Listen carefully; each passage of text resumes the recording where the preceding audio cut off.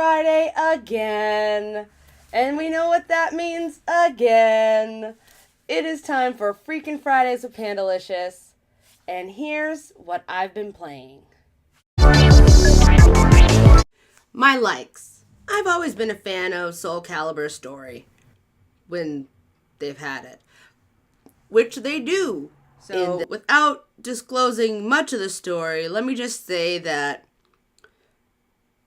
relative looks for other relative, hijinks ensue. And it's awesome. Which is why I'm a big fan. I'm a big fan. That's pretty much about the story.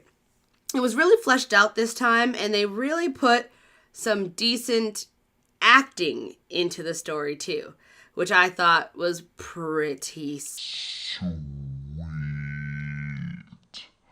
Another like that I'm surprised that you guys are even remotely curious, and frankly, if you're not, I don't care because I'm going to tell you anyway, is the customization. Yep, customization bitch right here. I have always loved it. I will love it till the day that I die. Truth. The creation system is pretty much flawless.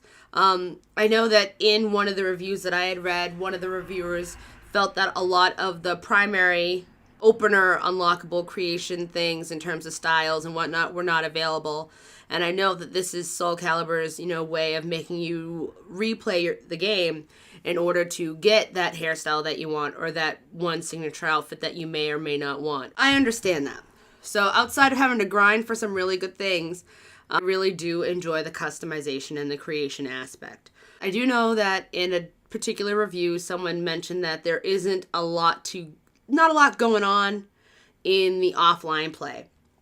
One, you offline.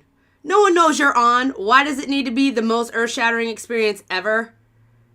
It doesn't need to be. It seriously doesn't need to be. When you are on the offline mode, it does allow you to, train. Like, they do give you a training. And I know in this particular review that the reviewer thought that there wasn't a lot to aid you in learning how to fight. It's a fighter. Most people go into these games as button mashers until they finally realize, oh, if I do the backward swirly thing, I'll do this thing. So, only hardcore fighter, gamers who are into fighting will sit there and spend so much time in the training. And I actually thought the way that they set up the training wasn't bad at all. They don't name them, however.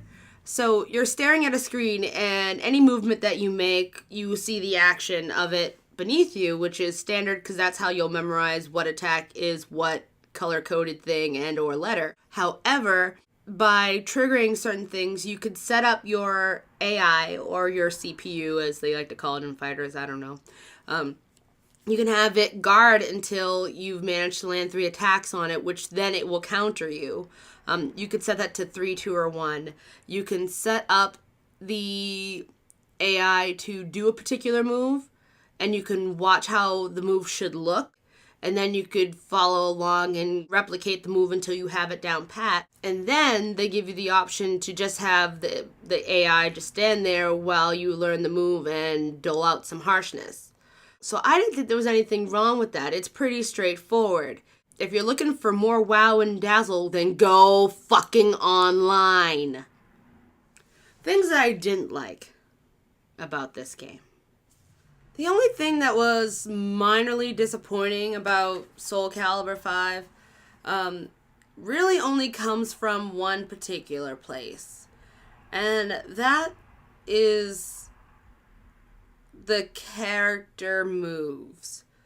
So the game mechanic. There were certain characters that I was expecting their move lists, even though they weren't the particular character that I remember.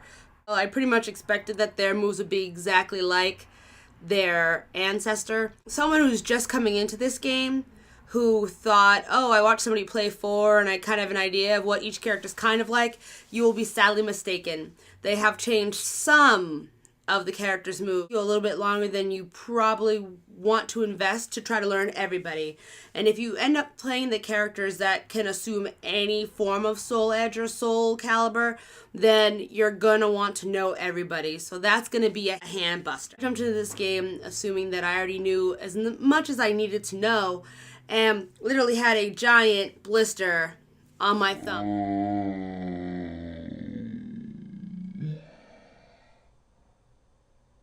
And what is up with trying to tell me which characters are easier to use and which ones aren't? All you're telling me is the really easy character is a button masher, and the really hard ones are the half circle or diagonal. You know, you could just say that. You don't need to show me a little diagram thing that doesn't make any sense to me. And another thing. This is Black History Month, and we ain't got no black characters in this game. Not one. Not one.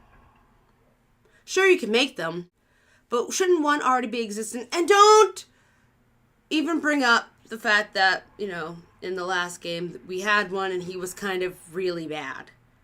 I know. I played. But still, cut us some slack. Right. So, I told you my likes, and I've told you my dislikes. So, the last thing that I want to share with you guys in terms of Soul Calibur 5 was, you guessed it, customization. I want to show you some characters that both me and Ninja designed. Now, the first two are going to be from me, and the last one's going to be from Ninja.